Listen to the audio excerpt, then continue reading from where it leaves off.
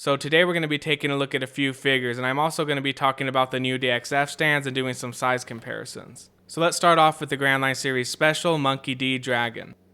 This figure comes in three pieces: the top half, the lower half, and the new foot stand, which is something that's already common in other figure lines like Masterlize and King of Artists, but when it comes to the Grand Line Series, this is a new type of stand. And the main benefit to a stand like this is that it's going to save you on a lot of space, and you're going to be able to fit the figures closer together on these types of stands. Now, the downside to them is that they're not going to be as stable as they would be if they were hooked directly into a base, which is something I like about the traditional Grand Line Series bases. They are big, but you can knock them around like this and they're not going to fall over.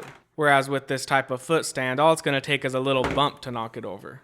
Though there are some that are more stable than others. And this dragon stands up fine with the foot stand. I mean, even without it, he can stand up, though he's going to be more unstable like that. So yeah, there is that trade-off depending on what type of stand the figure has. You're either going to be giving up space or stability. And the upcoming DXF Bonnie and Kuma aren't coming with these foot stands, they're coming with the usual oval bases. So as of right now, it's looking like these are only for the Grand Line Series Special line. But yeah, let me know what type of stand you prefer. Do you like these foot stands or do you like more of a solid base? And now let's compare these dragon figures. So they're in a similar pose, they both have the crossed arms and the foot stand. But that's pretty much where the similarities end, like the Masterlize dragon has the cloak wrapped around his chest while the Grand Line Series one doesn't. They also have different facial expressions. One has a stern, serious look while the other one has kind of a smirk going on, which are pretty much Dragon's two main expressions. And I noticed the Grand Line Series dragon has longer hair than the Masterlize one. So I'm guessing the DXF dragon is the younger dragon and the Masterlize one is the older dragon. Then looking at the backs of these figures, we can see that there's a big difference in how they did the cloaks on them. Like the one on the Masterlize has a really tattered, worn out look to it, which is my favorite aspect of the figure, and it also has some nice shading going on all throughout it.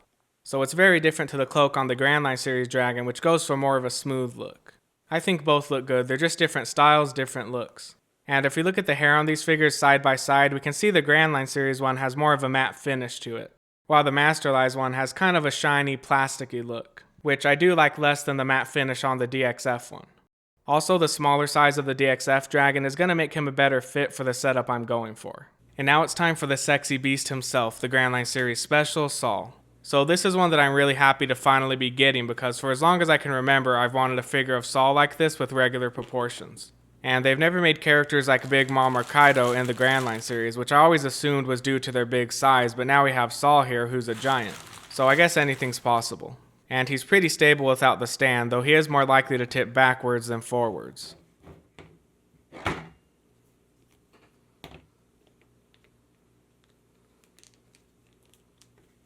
But once we have the stand on, it really does help to support him in all directions.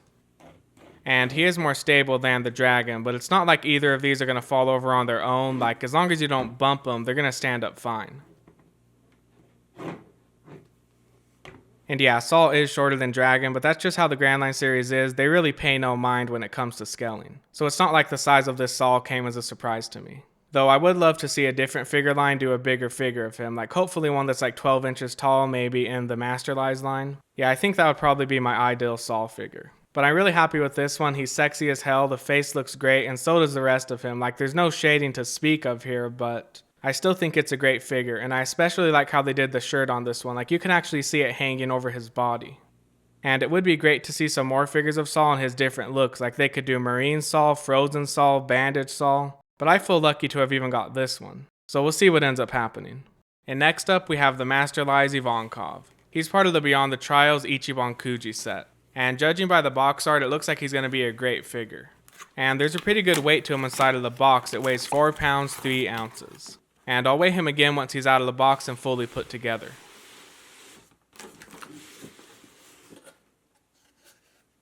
Okay, so I knew this was going to be a big one, but seeing it in person is a whole nother story. Like, he just looks amazing. He's massive. What a sexy beast.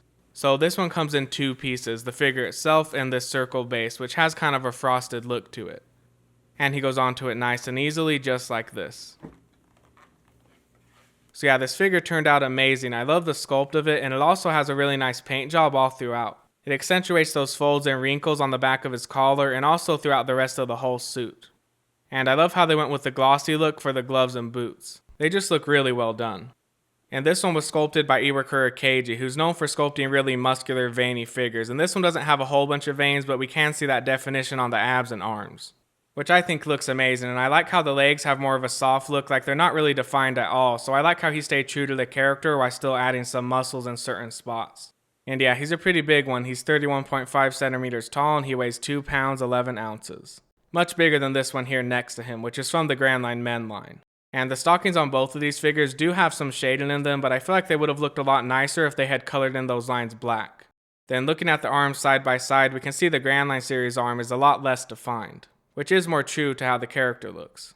So even though the muscles on the Masterlized one are a bit exaggerated, I still think it looks amazing. I feel like it adds some intensity to the figure. And so do these veins leading up to the face, which I think just looks amazing. Like the face on this thing looks perfect. And the inside of the mouth is really well detailed. You can see the teeth and tongue going all the way back there. Even the roof of the mouth is full of detail. Just an amazing thing, and I like how each of the teeth are separated by these deep grooves. Though I would have liked to have seen them colored in like on the Grand Line series one. But it's not like I think it looks bad. I think it looks fine as it is. It just would have been a nice little extra touch. And the hair is one of the highlights of this figure for me. I love how it's made up of all those little swirls. Then at the very top of his head we have his crown.